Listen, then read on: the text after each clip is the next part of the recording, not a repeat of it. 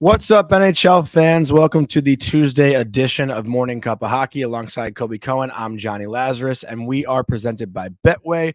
If you're going to place a bet on Betway. Please play responsibly, and remember, you must be 19 years of age or older. No hockey on tonight. A wild Game 7 on last night that went late into the night as well. The Canucks made it a little bit interesting in the last 8 minutes or so in that third period. For a second there, I really thought the Oilers were going to blow it.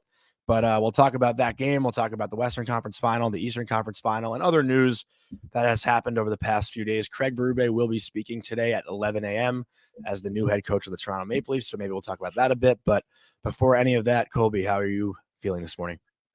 Well, I'm actually excited to get Frank on here today because I'm really curious about that Matviei Michkov situation in Philadelphia. That seems to be getting a little spicier and spicier every day with, comments coming out of Russia and saying this is a family thing. And there's a buyout that's a few $100,000 and the rules surrounding it seems like a situation that has a little bit of legs now and doesn't seem like it's just some random rumor. So I'm just curious. I know Frank's been out on the West Coast covering this Edmonton Vancouver series, but I'll be interested to hear what he's heard about this whole situation and really if he can remember anything like it, I guess, over the last couple of years, because it is interesting just seeing some of the quotes. So Kaprizov wasn't his situation a little interesting, or was it just I don't remember the details of it. I think the difference is he came over much later. Mm-hmm. I think he was like 24.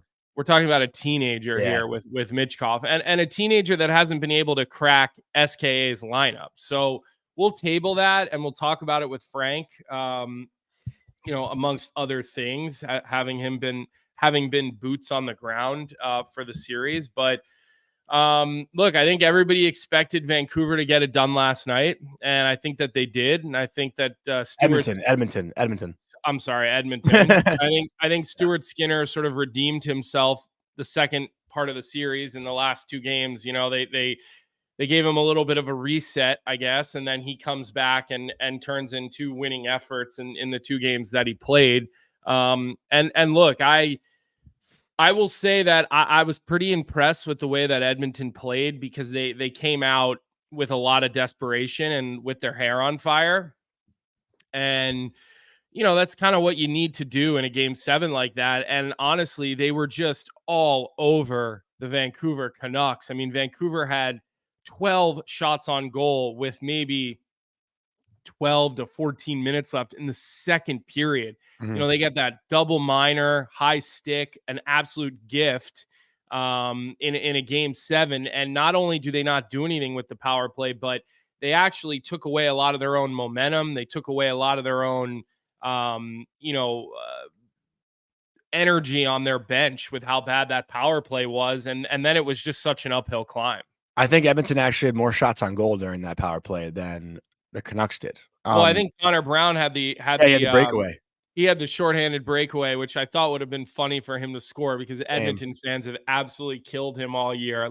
He has been one of the whipping boys out in Edmonton all year. Tyler Yaremchuk actually tweeted that he could have redeemed the entire season with a goal there. But, they scored shortly thereafter. And Vancouver, I know it tightened up late, Johnny, but you and I both know that they had no business. A team is always going to make a push, right? We talk about desperation. You're always going to see that desperate push at some point. And, in a Game 7, to not have that push until that late in the game, you're not going to win a hockey game, especially a game like that. But I will say, while Edmonton was in control in the first period, they played probably as perfect of a road period as you can play, aside from that double minor. I was nervous that because they dominated and couldn't find a way to beat Shilovs, who was excellent in that game, by the way. He made 2 or 3 unbelievable saves to keep the Canucks in it. But I was worried that they'd be a little discouraged by they should have been up 3-0 after the first period, in my opinion. And the fact that they couldn't find a way to beat Shilovs, I was worried that Vancouver would come out and score the first goal of the game, and it would just deject their entire bench. I mean, this save in the first period that Shilovs made with that right pad robbing. I don't remember who it was on the doorstep, but this rebound kicks out, and he is right there. Is Kulak coming that rebound? I mean, right away, you're like, this guy is locked in. I mean, Shelov's really made a name for himself in these playoffs. He was unbelievable. We're catching a little heat right now from Weinberg 85 asking us how that Fogle anytime goal bet went. Look, that was a Tyler Yaremchuk guest pick. So not to point fingers.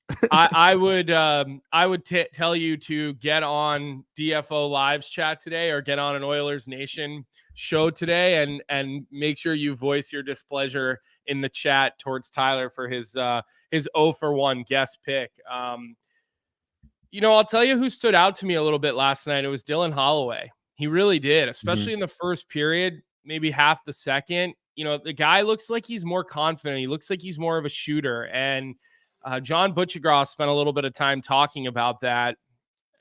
Just you could see the confidence and him and I both know what type of player Holloway is because we covered his games before he turned pro.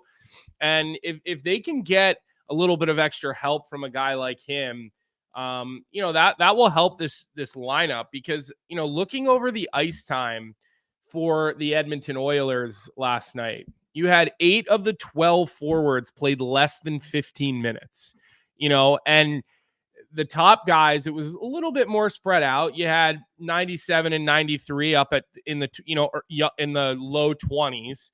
And when you're up 3-0, you have that luxury a little bit to not have to play a guy like for 25, 26 minutes a forward.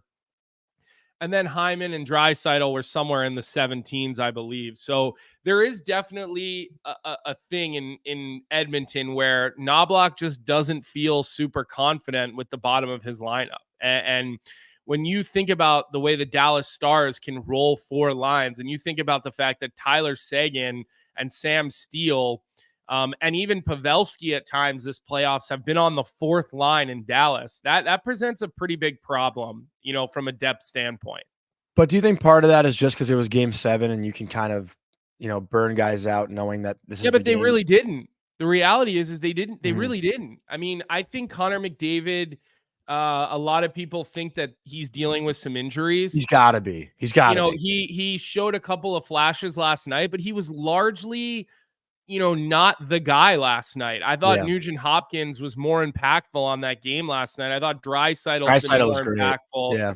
I thought Bouchard was good last night. I did. I felt like there were other guys that sort of took the spotlight away from McDavid a little bit, and now he's going to have a couple of days to rest up. So you got to kind of hope whatever's nagging him, he can kind of get on top of, because Dallas is waiting. They're going to be rested and they're deep. There might be one hole on Dallas's entire roster, and it's their 6th defenseman, and they've gone to Alex Petrovic, a guy who hasn't played in the NHL since like 2017. But I know from talking to I won't say I was just about to, I won't throw him under the bus, but talking to someone who works within the organization, they were really happy with Petrovic, for what he was able to do, just throwing him into that situation. So, as big a win as it is for the Oilers, the Dallas Stars they're waiting and they're licking their lips probably. Mm-hmm. But back to the McDavid thing too. Only 5 shots on goal in his last 3 games. 1 shot last night. He had that really good seam pass to Leon Draisaitl where Ian Cole blocks the shot. Shelov's kind of makes that glove save like by the goal line. I feel like McDavid, while that pass was insane, I feel like McDavid typically does shoot that puck. And I think it is concerning that he looks like he's passing up every shot. And here's the play, courtesy of Sportsnet. McDavid gets the puck right in a perfect area. Yeah, that pass is insane. Listen, you see him. I would do.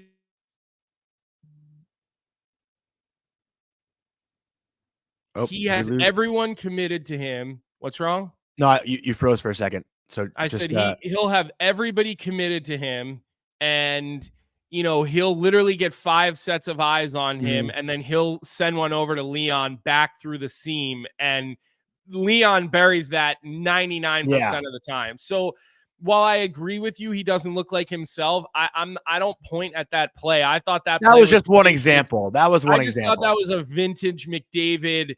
Like everyone in the entire building, 20,000 people plus everyone on the ice think he's going to shoot, and then he goes back through the grain through the seam. In the chat, Dacky said McDavid was hoarse in the post-game interview. Ekholm has been sick too. Look, the flu is going around the NHL right now. I mean, every team is kind of dealing with it within their locker room. You know, sometimes you see that when the seasons are changing as well.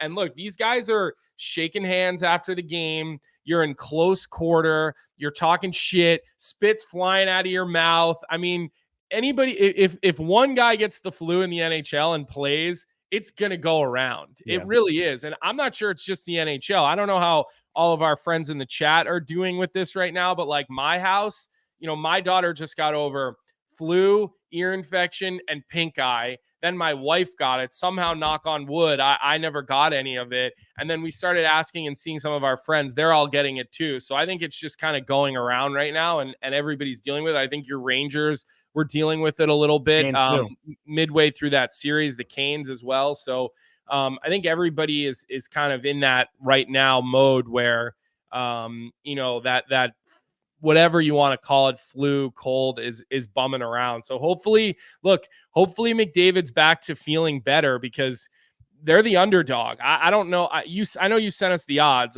They got to be the underdogs against Dallas, right? So, well, they are plus 100 against Dallas for the series. Dallas is minus 120, but the 4 teams remaining, and we'll get into this when we do our Betway stuff later. The Panthers are the favorite right now, plus 215. Then the Stars at plus 260, the Oilers at plus 280, and the Rangers at plus 400.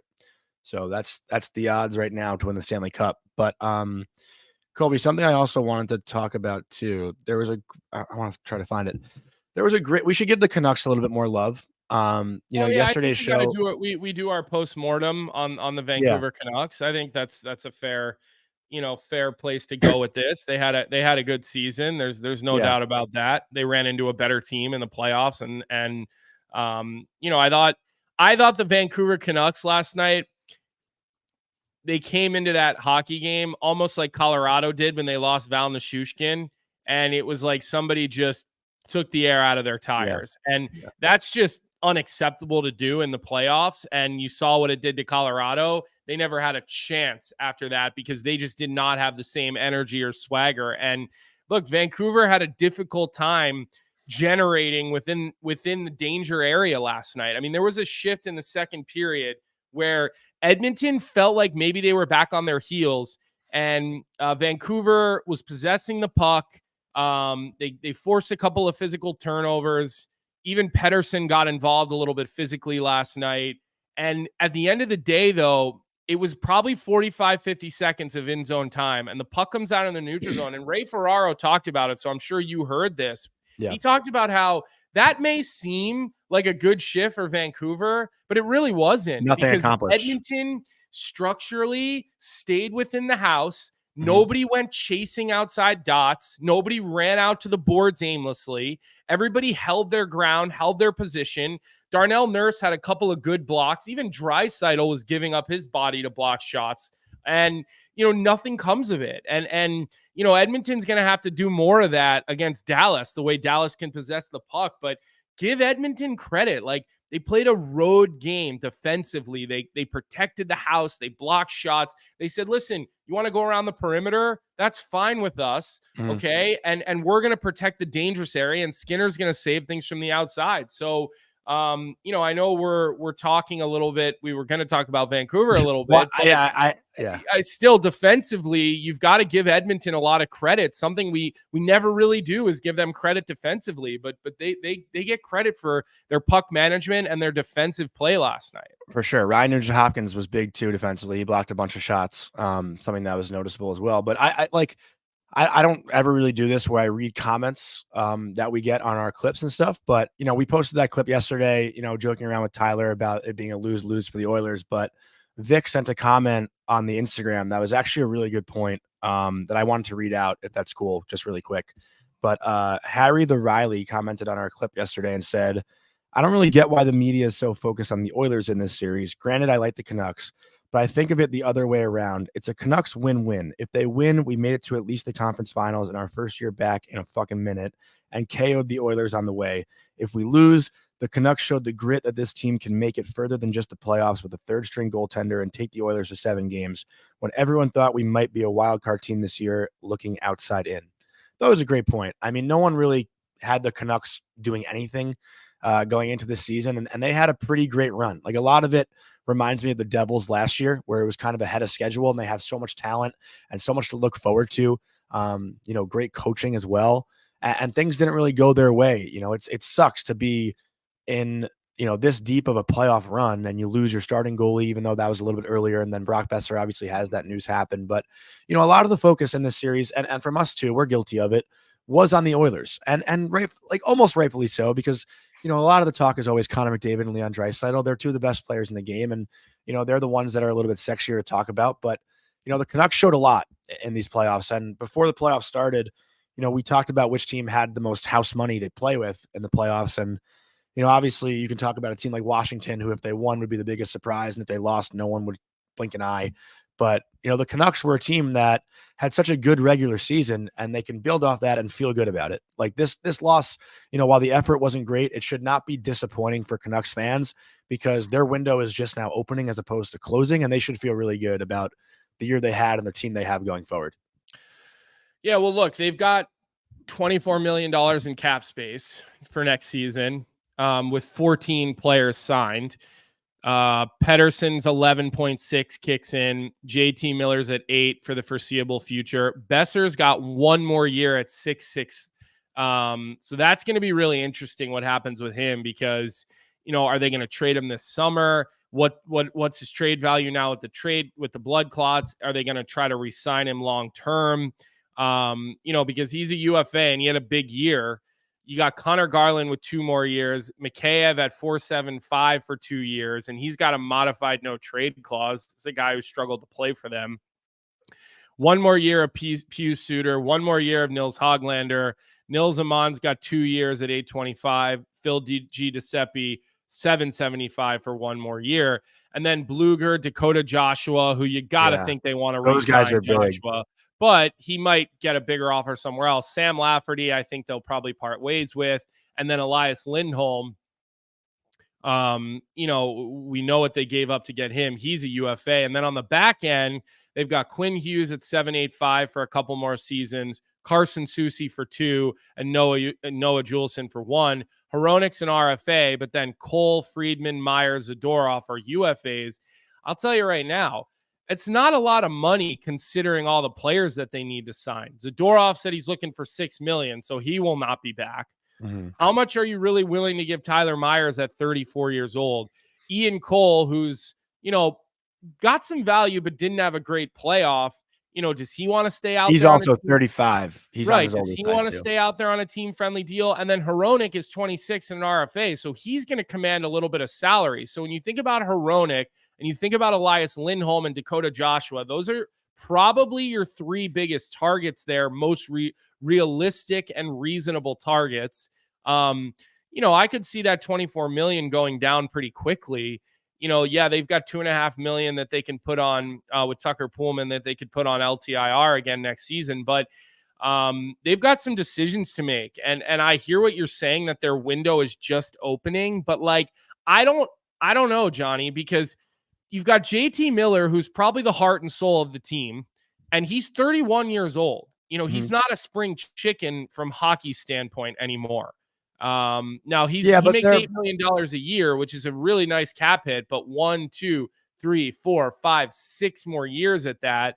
I was thinking more, Colby, like Pettersson just signed long-term. Quinn Hughes is only 24 years old. Demko's in his prime right now. Like those 3 guys for sure. Those are key pieces, those are 3 guys. But when you look at the Besser situation, not knowing what will happen there, and then you kind of look at the rest of the room, I almost wonder if they're going to be like the New Jersey Devils, where they take a step back next year. Interesting. They do have Thatcher Demko. Okay. Yeah. He is a difference-making type of goaltender. I mean, if Thatcher Demko played on a team that defended better, I think we would be talking about him as the best goalie in the NHL, and we don't. We put him in that tier, but we rarely say he's the best in the league. We rarely. I just think he's that good. Well, but he does not get a ton of support. I think he was a lead candidate for Vezina conversation, I think, in the beginning of the season. He was definitely getting his flowers earlier this year, I would say. Right. I But see that's not typical. What? Krusty Craig in the chat says Cole has been so unimpressive to me. Good advanced stats, but it never feels like it when you're watching. Look, I don't really live and die by advanced metrics. I think Ian Cole is a serviceable third pair defenseman who's won and who's been around winning.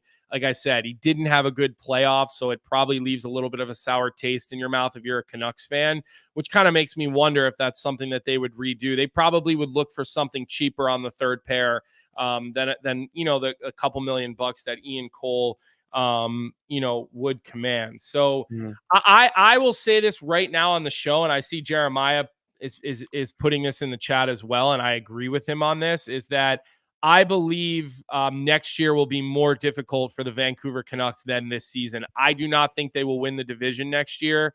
I just don't think at any point next year we'll be talking about the Canucks as leading the NHL in points, because we did for a lot of the year. So give a shitload of credit to Rick Tocchet. That's a guy everybody wants to play for.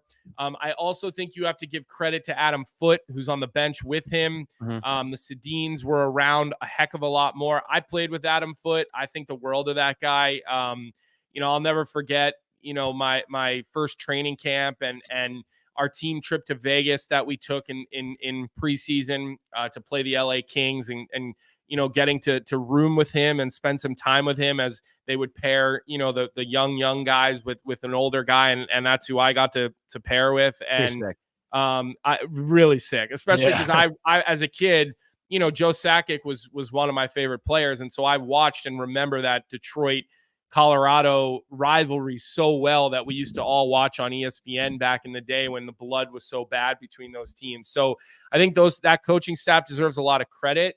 We know the president of hockey, Rutherford, is not going to sit on his hands. He's going to do what he needs to do.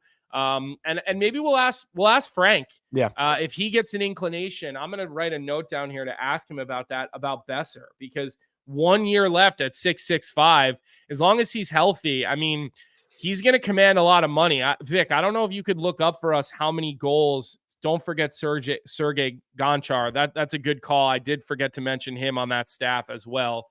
But I wonder how many goals, Vic, did Brock Boeser score this year? If you could look that up. And north of 40. Right. So north of 40 goals in the, when you're coming up on a contract year, that's major value.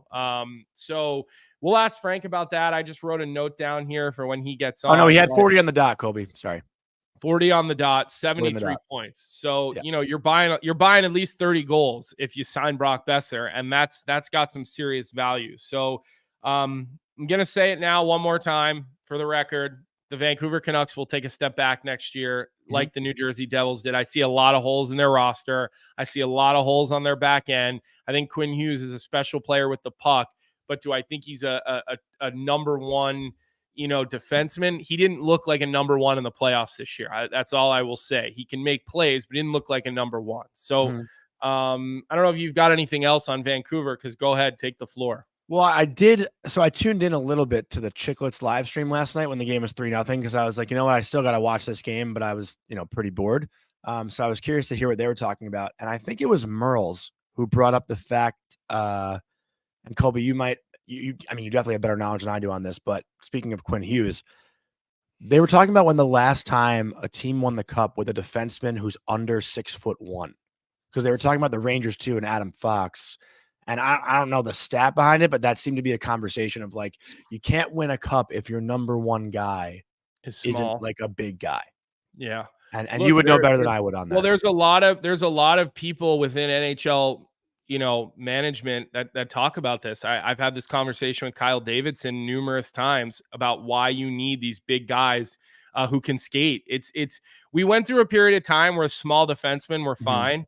And then we have now sort of transitioned to, you need to be big and you can skate, because for a while the small guys could skate better, but that's not really the case anymore. The big men can move now. The big dudes, look at Alex Vlasic, look at some of these monsters around the NHL that can really skate really well. I know Chris Letang won a couple of cups as a smaller defenseman, but he's like 5'11". He's certainly not, that small. I think teams like big and mobile. Look at most of these teams.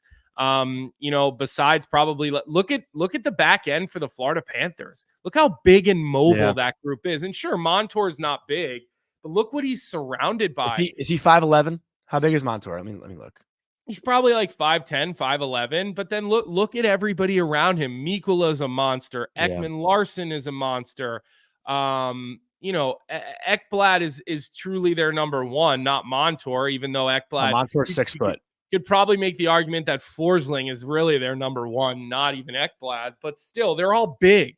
And look, I've been agonizing over my pick for the Rangers Florida series, and I said this yesterday, and I finally put them in last night, and I had a really difficult time with this because I want the Rangers to win. I want them to win.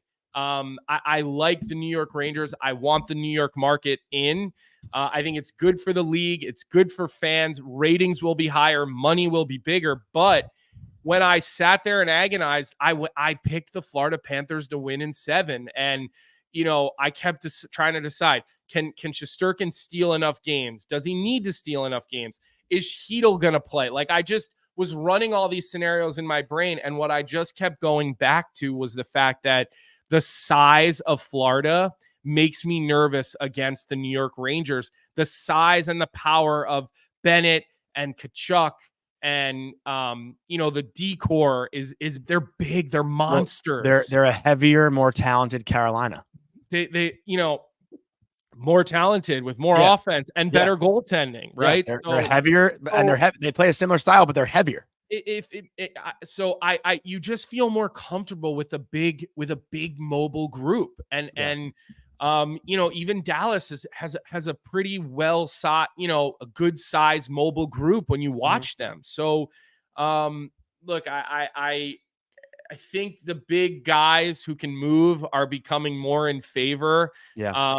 Look at Zadorov, the playoff he had. But that whole $6 million, he wants $6 million a year. Yeah. I mean, I will be shocked if he gets $6 million a year. I know he told Frank he thinks he can get it.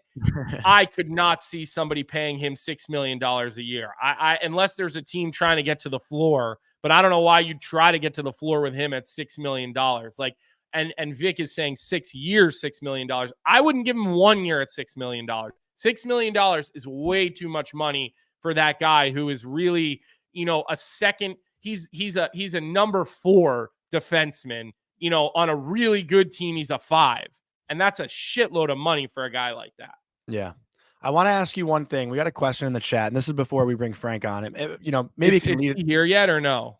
I don't think so. I know StreamYard. Vic, you'll let us know. Yeah, StreamYard updated, so we can't see who's in or not. But we got a great question in the chat from Shane Bullen, and we could lead into this with Frank too, because I'm curious what he thinks. But Colby, in your opinion, who would be the best story of the teams to win the Cup? Like, which team would be the best story? Because I see JC said Cale Makar is 5'11". Cale Makar doesn't count because Cale Makar is the exception to any rule. Yeah, just like there's the rule and then there's the exception to the rule. Yeah. Makar is always the exception. So Fair. Go ahead. Sorry, Johnny. Fair. No, the question that Shane Bullen had, it's a great question. And Shane always asks a lot of good stuff. But he said, out of the 4 teams remaining, which team would be the best story to win the Stanley Cup? And none of these 4 teams have won a Stanley Cup in this century, which I think is pretty cool too. Who would be the best story? They're all pretty unique in their own way. Look, I think if Edmonton wins and Canada finally wins a Stanley Cup, there's been a pretty big drought. Connor McDavid wins a Stanley Cup. I think that's probably the best story. But I think, to be honest, of the 4 teams left, I think it's the least likely. I think Edmonton's going to have a very difficult time with Dallas, and I know we'll preview those series as we get closer to them starting. But I just don't see that happening. I really don't. I think you're probably looking at a Sun Belt team winning the Stanley Cup this year. Again, my heart would love to see the New York Rangers in a Stanley Cup. Again, I want the Northeast involved. I want the big city fan base. I want all that. There will be more fanfare around it. There will be more celebrities around it. There will be more eyeballs on it. But again, I just see this being a Dallas, Florida Stanley Cup final, which is a ratings, it's not good for ratings. It's not good for ratings and revenue. It's just not. They're not commanding the same ticket prices. They're not getting the casual fans in as much if it's not New York City. So I just, that's how I went with it, Johnny. I said I would talk about it on the show and I figured it out. Yeah. I also felt like I had to go the other way from you. But I also think you understand it and what type of problem the Florida Panthers are going to be. Yeah, I have a lot of concerns with the Panthers. I felt confident. Like, listen, as a fan, my confidence is always pretty high.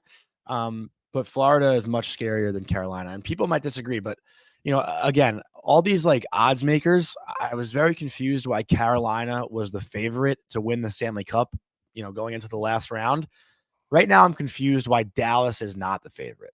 You look at the matchups, and I think Florida and the Rangers are much more evenly matched than Dallas and Edmonton, especially. Yeah, but we said that about Vancouver. We said that about Vancouver and Edmonton, and look at that series. Well, we said that Edmonton was going to roll. Well, yeah, but I'm saying if you're picking the series, would you not give Dallas the edge over Edmonton as opposed to Florida the edge over the Rangers? Like, I'm surprised that Dallas. Yeah, I think the margin is bigger in the West. Yeah. I'm much more confident in my pick of the Dallas Stars than in my pick of the Florida Panthers. Much more confident in it. Yeah.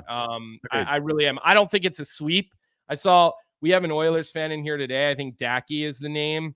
And he said, I think this is going to be a sweep. Or somebody, if I got the name wrong on who said that, I apologize. But I don't foresee it being a sweep, but I don't see it going 7. I really don't.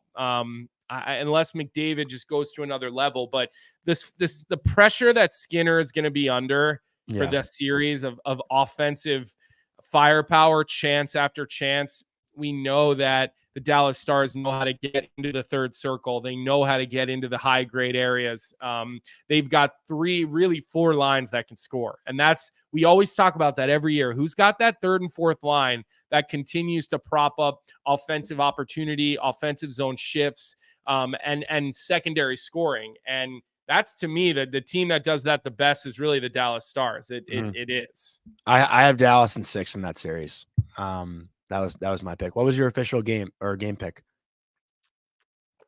I think I said Dallas in 6 as well. 6. Okay, cool. Dallas in 6, Florida in 7. Wow, I have Dallas in 6, Rangers in 7. Yeah. Funny comment from Weinberg 85, who always is kind of like a little shit stirrer.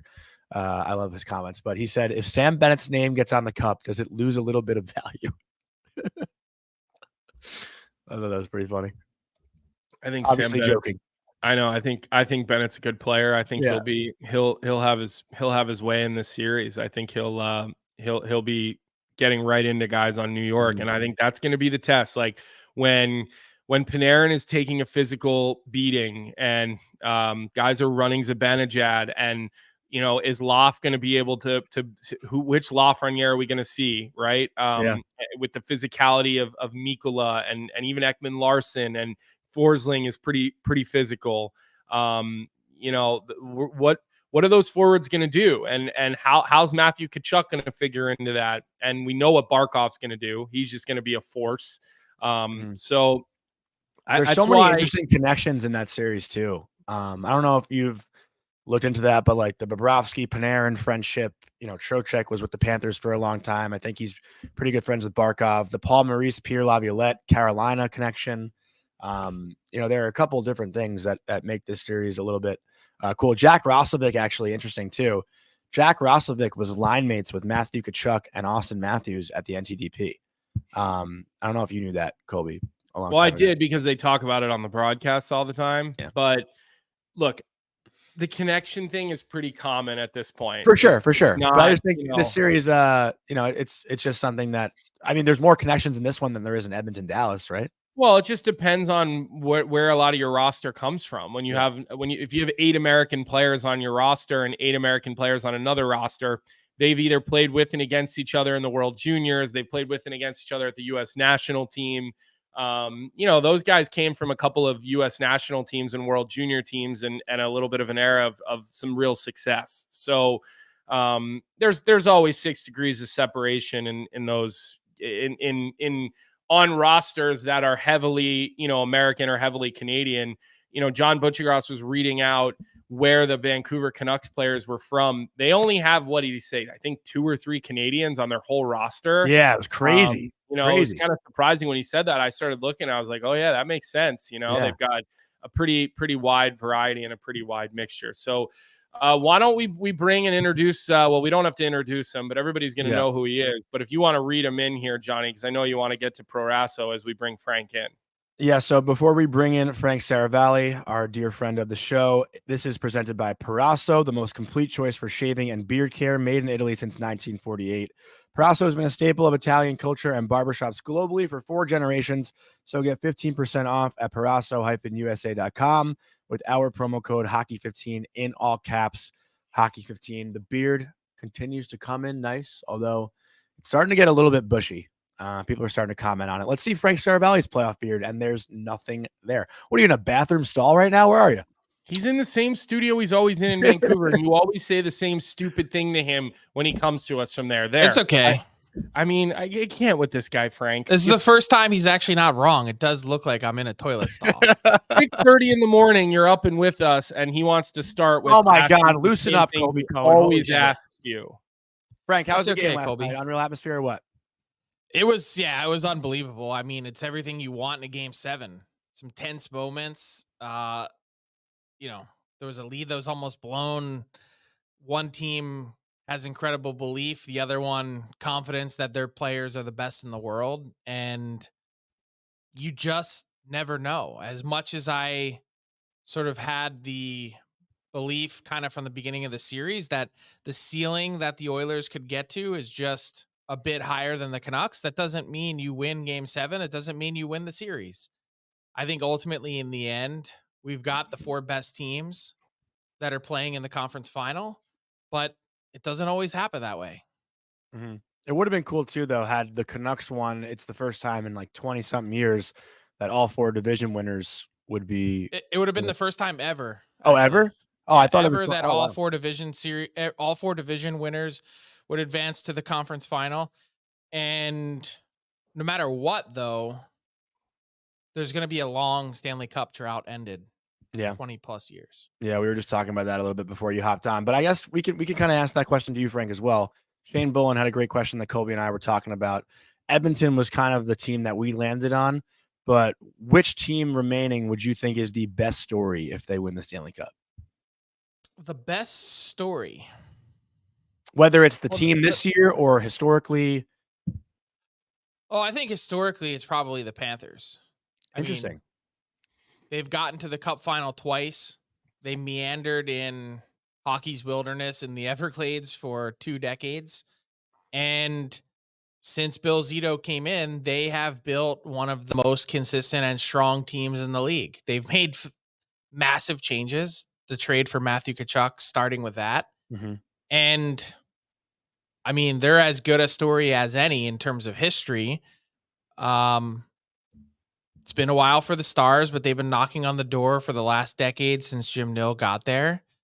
When I think about the Rangers, I mean, another really good team that's had some close calls in the Henrik Lundqvist era. Peter Laviolette is a great story in terms of potentially taking another team, another franchise to a Stanley Cup final.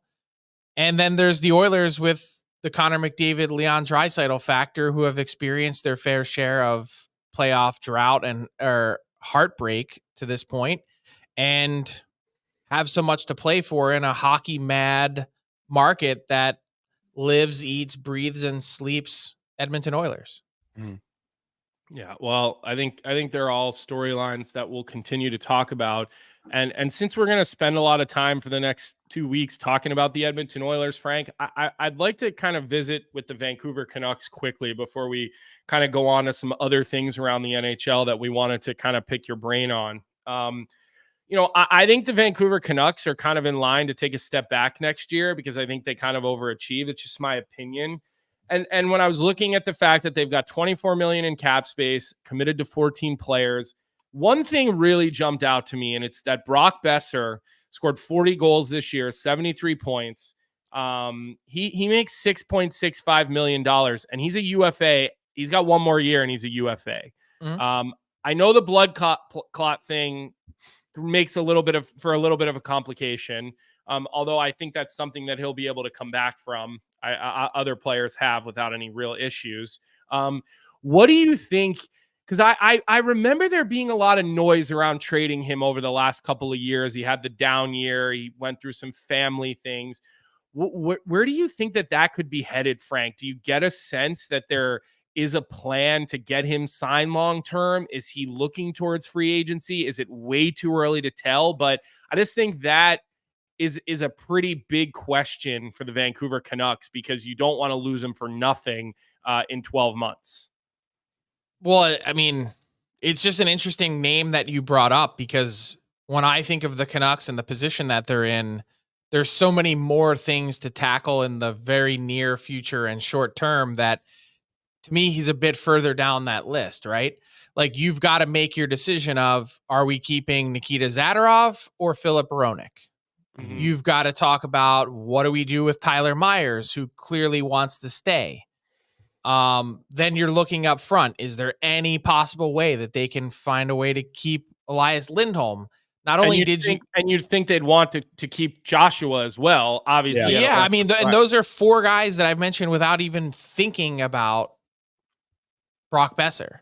So I think your point is well made in that this Canucks team has a lot of questions to answer about how strong they're going to be next season. And I would agree wholeheartedly in the premise that this Canucks team overachieved a little bit. I don't think in the regular season, because I think what they did is repeatable. Well, but watching compare them to the Devils a little bit from last year. No, because I think they're better than the Devils last year. And they have Demko. Yeah, and Demko didn't play. Yeah. My concern with the Canucks and their playoff run was that they continued to win games and score by kind of smoke and mirrors. Like, if you think of the games that they won, some of them were like straight up circus like games. And I missed one Canucks playoff game the entire run that they were on. They won games that they had no business winning. Yeah. That said, and like the stats all back that up. They had a grand total of one game in this entire playoffs that they had 30 or more shots on net. They had a negative goal differential for the entire playoffs. Like, some of the things that happened this year are bananas, but at the same time, there was one or two really important elements, and Rick Tocchet hit on them last night after the game. This team has an incredible amount of belief, and that's not a fake thing. You can't quantify it, but it's not. It's powerful, and you can sense that that's real. Two, they have totally changed the view of this team, not just in this market, which is really important because they made believers out of their fan base, but they've changed the perception of this team around the league. And that's going to be really important for that other part of the conversation that we were just having of, where do they go next? How do they bring people in? Who are they going to be keeping? Who are they saying goodbye to? And like Rick Tocchet, like, guys are going to be lining up to play for him. Like, and Foot and Gonchar, like, that is an all-star staff. Dude, the Sedins are on the ice for every home practice. Foot, guys love playing for him. Yeah. Gonchar, like, you're talking about 4,000 games of NHL experience and all-stars on your bench. They have totally changed the view and culture of this team. How could you watch JT Miller in the playoffs and not want to be on his team? Like, he was a horse. Oh, I said he's the heartbeat of the team. I said that earlier in the show. I said he is, and he only makes $8 million. Like, that's like a team-friendly number for that guy. Can you just stop and realize how ridiculous that sounds based on where this team was 14 months ago, 15 months ago? They were trying to run this guy out of town, and now this time they're chanting his name, and it's echoing through the streets. Unreal. The turnaround has been immense, but here's the thing that's going to serve the Canucks so well, and I think that this actually puts them in a better spot than the Devils, because that's your comparison. Quinn Hughes, Thatcher Demko, JT Miller. We got lots of questions to answer about Elias Pettersson, but that's the makings of a nucleus that you can really, have something special around. So they've got important choices to make, and that's going to determine how far this team goes in the future. But I do think that they've got something built now that they can sustain. Yeah, well, K. Waddy, just to answer, Pettersson's 11.6, not just 11. Can I ask you one more question about Vancouver? And I don't want to waste all of our time on Vancouver, Frank. And I don't know if Johnny it's has not a more waste. Vancouver for you, but trust me, I've spent a long time here. Who makes the decisions in Vancouver? They have a lot of decisions to make, and I've heard different things. But is the president, Jim Rutherford, making the decision, or is the general manager, Patrick Allvin, making the decision? It's Jim Rutherford. He's the ultimate decision maker. He holds the ultimate power and final authority and say. He's the guy calling the shots, and Patrick Allvin is making a lot of the calls. He is doing a lot of the legwork, and he's helping execute a strategy that he himself is helping shape. So they're very much doing it together, but in the end, it's Jim Rutherford's vision, it's Jim Rutherford's answer and final say that determines where the Canucks go. Is it kind of like Montreal with Gorton and nope. No, Hughes? That's way more balanced in terms of Kent Hughes and Jeff Gorton making their decisions. A lot of it is Patrick Allvin's scouting eye and legwork and Jim Rutherford's final call. Got it. Good. Interesting. Okay. Frank, and by the way, they also deserve a lot of credit because that franchise made 9 trades in the last year. Look, you can say what you want about their playoff run, whatever it might be. When you think of Susie, Cole, Zadorov, Lindholm, Bluger, like their penalty killers all changed. They're like a huge chunk of their roster changed, and the coaching change. Casey DeSmith had big moments. Shelov's had big moments. There is a lot to point to and say, this is a team that made a ton of really smart decisions. I want to ask about the Devils, but the last thing I will say is also like a fan base that kind of gets, I don't want to say a negative look at it, but how they handle losses and whatnot is the Canucks. But they're down 3-0 last night in the third period, and they're chanting, "Let's go, Petey." Like, I thought that was pretty, I mean, in what other city do you have your guy who makes, who's going to make $11.5 million, who hasn't really performed up to par, and fans aren't booing him? They're actually like encouraging him. You don't really see that often. No, and the support was incredible, but they're also the same fan base that's ready to run their guys over with a truck from time to time. But it didn't feel it's hard for me to and riots when they lose. Yeah. I mean, it's a very volatile and combustive market, and there is also, if we're all being honest, a fair share of, hey, where were these same people the last 9 years when they didn't have any other playoff games? So also fair to point out, this was one of the loudest buildings that I've been in, and consistently on a night-to-night basis. They showed up. They supported their team. They were in, and I love what Rick Tocchet said after the game. He said, we put a lot of respect back in the crest of that jersey and this city, and that's worth a whole lot. So they've got a ton to be proud of moving forward. Yeah. Well, and I've been. We played Vancouver in the finals in 11, and that building was unbelievable. The city was great. They were great hosts. As a guy who was a healthy scratch every night, so I was out enjoying the city and enjoying sushi restaurants and bars every night.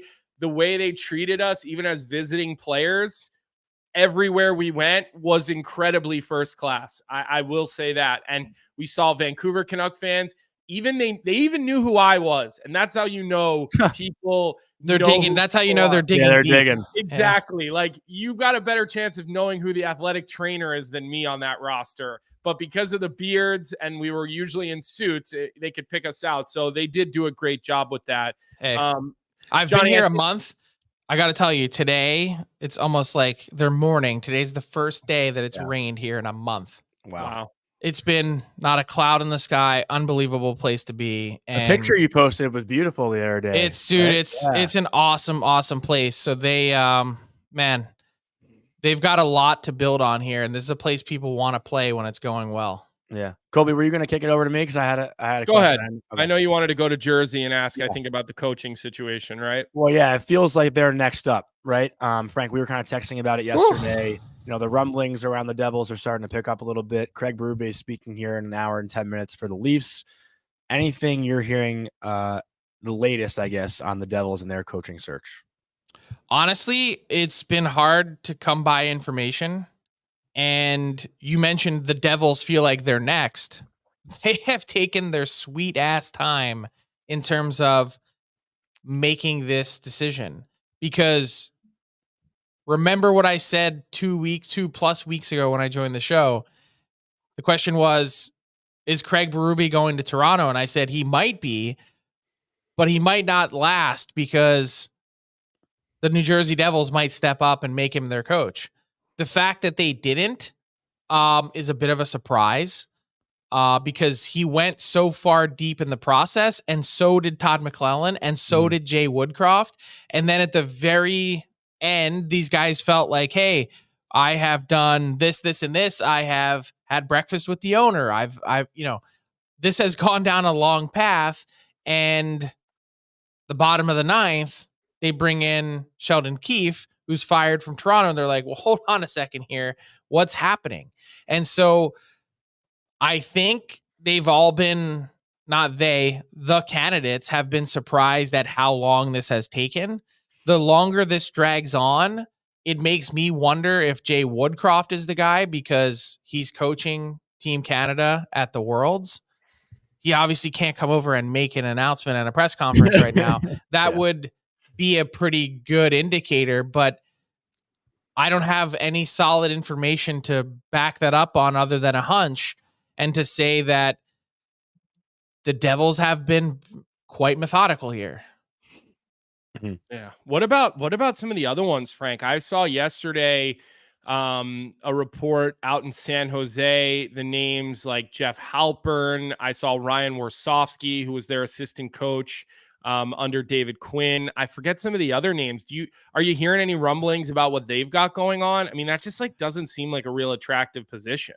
Well, it's not, because everyone recognizes the pain that the Sharks are going to be going through. And no one really, look, it's one of 32 jobs, so you're always going to have interest, right?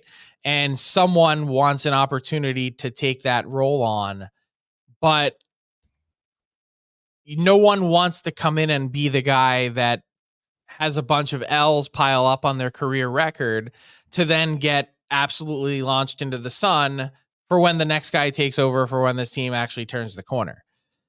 That's the tough ask.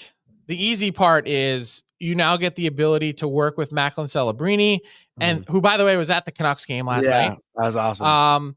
Well, his brother's drafted by the Canucks, who was also there. Yeah, but he also grew up a huge Canucks fan and Ryan Kessler fan, and his dad worked for the Canucks. So it was kind of fun to see him cheering in the stands and participating in the Go Canucks Go chant. Owen Wilson, too, I saw you post a picture of. Yep, Owen Wilson was there. They call it Hollywood North here. I don't know that it directly applies, but always some interesting people. A lot of movies are filmed in Canada, Frank, because it's cheaper. Yeah. Look, when they filmed Molly's game, even though it was in New York City, they did it in Toronto because Molly couldn't go because she couldn't go to Canada because she's a felon. So she couldn't go to the filming that took place in Toronto. I get it. Just down the street from here is a golf course where they filmed Happy Gilmore. Really? Yeah.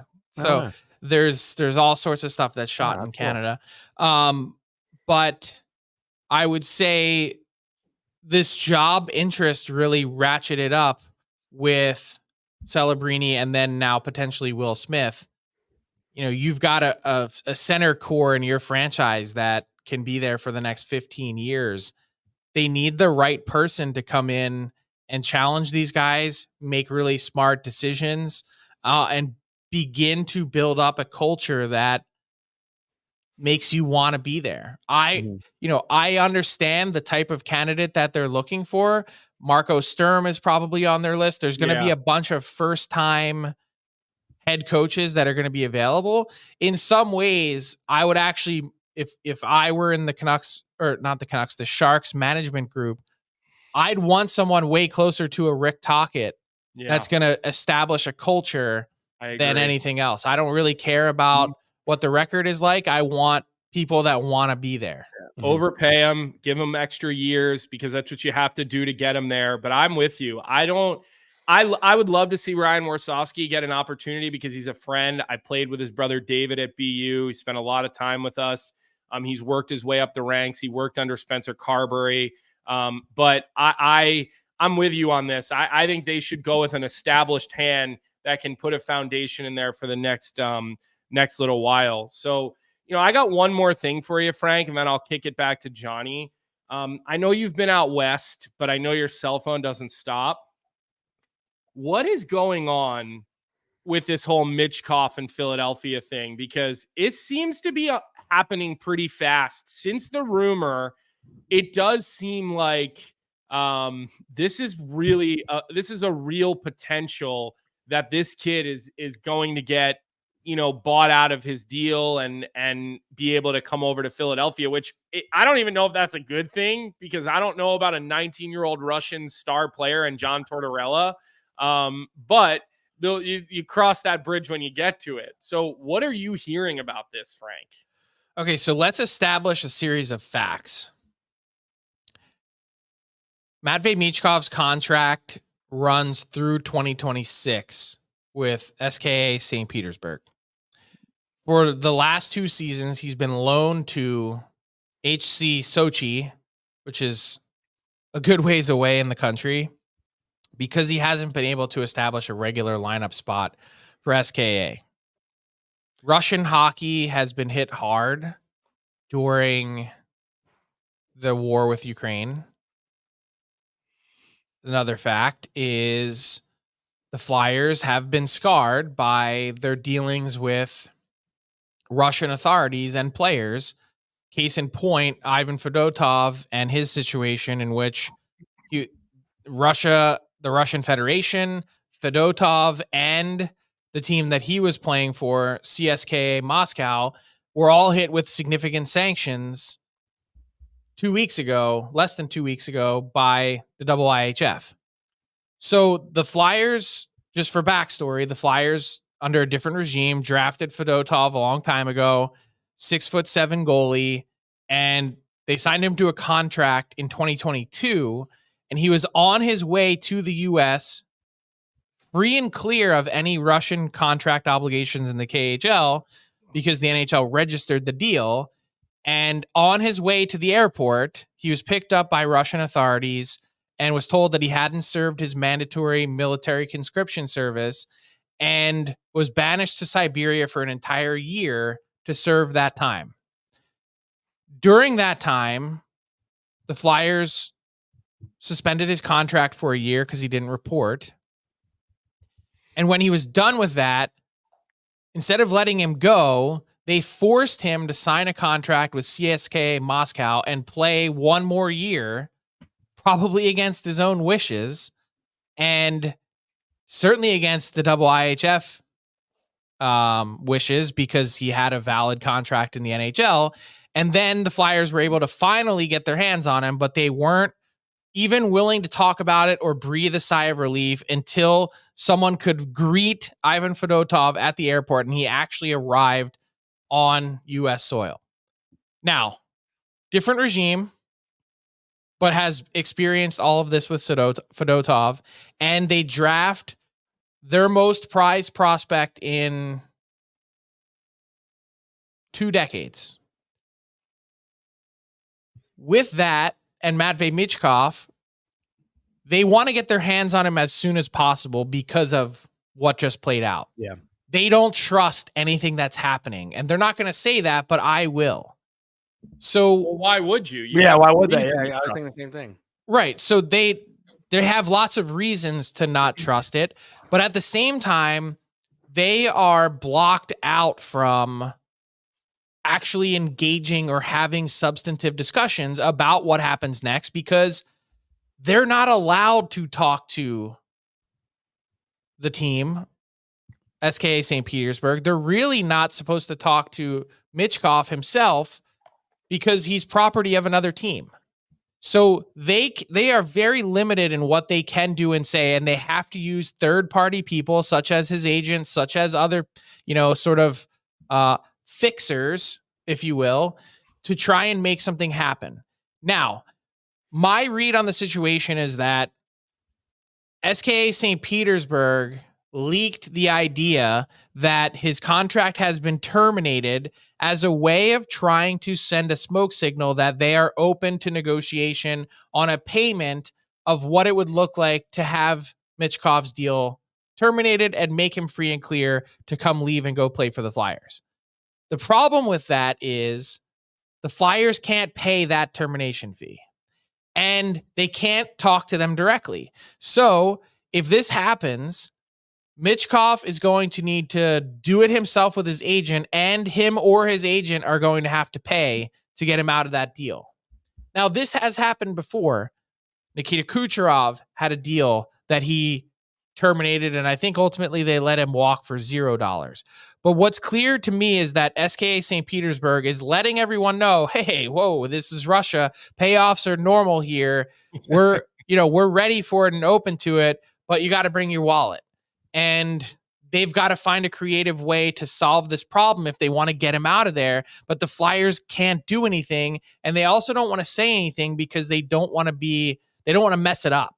Right. So there's a lot of, think of Cold War era. There's a lot of quiet back channeling that's going on behind the scenes to try and get this guy out of there, that until they do, they're not going to say much. Mm-hmm. So basically, great breakdown, by the way.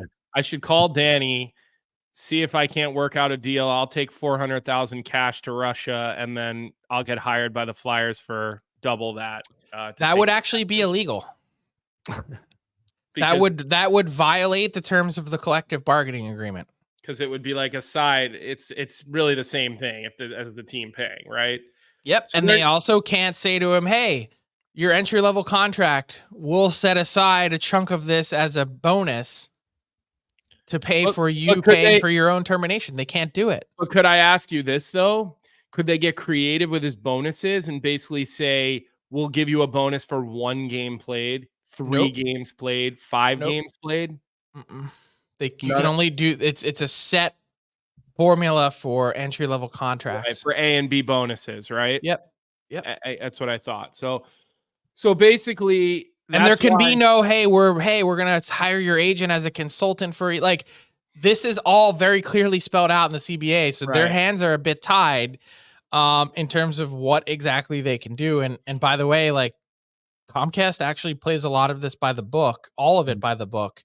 They're not going to be making any exceptions for the Flyers to, have any funny business to get this guy in a Flyers uniform next year. Hopefully somebody can find a bag of cash somewhere, because I would love to see this kid over playing in North America, because it's Russia. There's bags of cash everywhere. Exactly. I heard stories of guys who got paid in cash and then they went out for practice and the cash was gone. So it is a fascinating story, Johnny. That's for Frank though, Colby. That was an unreal fucking breakdown right there. Listen, he's got the details. He's got the story. I'm sure keep an eye on his social media, because I'm sure as things start to happen, they will. I do think a guest will get on the show this summer once we go to our 1 day a week, like more interviewee type of show that we'll do in the summertime once the season's over. We'll get Danny Breyer on. So we'll ask him some of these questions. Not that he'll tell us anything, but we'll ask him. He was just on our partner show in Montreal, La Page Bleue, and he did it in French. And he actually talked about Michkov and said, I have no idea if we'll ever see him,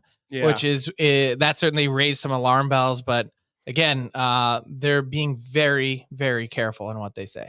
And Danny's a very careful guy. I mean, there's been no leaks coming out of that organization for a while since he took over. So you give him credit there. I don't know if you got anything else for him, Johnny, if you want to finish up with one more, and then we'll let him go before we get into our betting segment.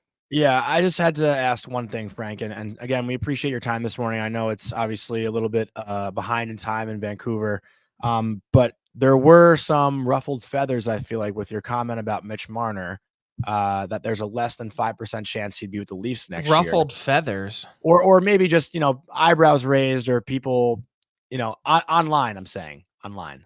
Okay. I'm not I mean, saying. look, we're in the era of hurt feelings. Canucks fans think I hate them. Canucks fans Oilers think I'm a bandwagon fan of them. I'm not a fan of it. You know what I said the other day? Do you know what it was before game 5? I said, do you know who I'm rooting for? And like our guys on the Canucks Army, Canucks Conversation show, they were like, oh, who? And I was like, I'm rooting for whoever wins game 5 to win game 6 so that I can go home. Travel. Yeah. That's all I care about. Yeah. Today's day 26 out of 30 that I've been away. I want to go home. So that's what I cheer for. So I don't really care. This job is stressful enough, no matter who wins or loses. I don't need to add in emotions of some team winning or losing to add some stakes to what I'm doing. No, I was just trying to ask, like, if there's any way you see Berube fixing this Marner situation, or if it's all just said and done at this point. I don't think so. My guess would be if I were Craig Berube, one of the first things I'd be doing is getting on a plane and going to visit all of my players. I'd want to learn everything about them, including the guys who may or may not be there. Don't take their cell phones. Just go visit with them. Yeah, no, exactly. Like that would, I don't think you have to worry about that with Craig Berube. That was good, Colby. That was fun. I don't think Craig Berube probably barely uses a cell phone, if I had to guess. Yeah, I don't know that he's a big social media guy. So what I would say is that would be one step, but I don't feel like I'm going out on a limb by saying that there's a single digit chance that Mitch Marner is back. And the answer or reason why is, like, let's say that they were having success with this core, which obviously they're not. This guy's heading into a summer in which he needs a contract extension. Mm-hmm. So you have two choices. You're either extending this guy, which would make your brain explode based on how he's played in the playoffs and the fact that they're saying and telling everyone publicly that they need to make changes. Mm-hmm. And two, if you're not signing him, then you have to trade him. You can't go into this season another year in which the Toronto Maple Leafs are very likely to be a playoff team, a team bound for the playoffs, that you're going to entertain trading this guy at the deadline. What? That makes no sense either. So you have to rip the Band-Aid off. I think the conversation has to be really simple. Mitch, we're not re-signing you under any circumstances, and the choice is yours as to whether or not you want to play ball with your full no move. But do you really want to play another season in which, or I should say, do you really want to play a season in which we have made it clear to you that we don't want you in an all-important contract year? I don't think it's that complicated. And to me, he's the poster child for change because of the contract, because of the cheek clenching in the playoffs, because of all those things that come with his lack of playoff success. I think he's a really talented guy who has demonstrated no ability when it comes to the Stanley Cup playoffs to help you win. That's it. It's as simple as that. Does this player help us win? Yes or no? And if the answer is no, then you got to go. All right. Well, look, it's a story that we'll ramp up towards the draft, because that's something that obviously we're only creates 5 weeks away. Yeah, and that's usually an event that sparks a lot of these things to happen. So, Frank, safe travels home today. I know you've got a long travel day ahead of yourself. We appreciate you getting up at 6 a.m. in Vancouver to do it. Good job on the series. People in the chat are asking, will you be back on the road for the Edmonton-Dallas series? I assume that would be a yes for you. I'm going to miss games 1 and 2 in Dallas and then go back to Edmonton from there, but I got to catch my breath. I need to get out some off-season content, to your point. On the plane home today, I'm working on trade boards, free agent boards. Like there's so much to tackle. I always feel like this time of year, I'm just absolutely swimming upstream and drowning. But you gotta get your last Vancouver smoothie in. Oh, I'll be there too. I'm going to need it, dude. I am dragging ass today. Yeah. I went to sleep, and zero alcohol either, by the way. I went to sleep at 2:30 Pacific time. It's now 7:09. So yeah, I'm all right. I'm riding the old struggle bus And you today. went into the studio. You didn't even take it from your hotel room. So well, because I want to look good. I mean, as much as this face can look good, sound good, quality matters. And if it means getting up and going outside in the rain to walk to our studio to do morning cup of hockey, that's what I'm doing. All right. Well, look, go get some breakfast. Get yourself to the airport, Frank. We'll talk to you next week. I'll see you. 4 more shows to do today before I go to the airport. Maybe I'll see you this weekend down the shore. We'll connect on that. I don't know if you'll be back on the road already. If not, we'll talk. All right, bud. See you guys. All right. See you, Frank. All right. Well, I think we answered a lot of questions. We had a lot of people in the chat wondering some of the things about Michkov and Marner and some of these other things. As we kind of get to the situation where there's not going to be games every day as we get closer to the Cup finals, there are certain things that people want to know about with goaltending and this and that. We'll talk to Frank about that more. But let's finish up our show today with our Betway bet of the day. There's no NHL game on tonight, so we went in a little bit of a different direction. With Betway, they're going to offer you a free $200 reimbursement on your first bet. You take advantage of that by using the QR code on our screen. Create an account. It'll load it into the back end of your account. Place your bet as much or as little as you want, and they will give you up to $200 bet reimbursement.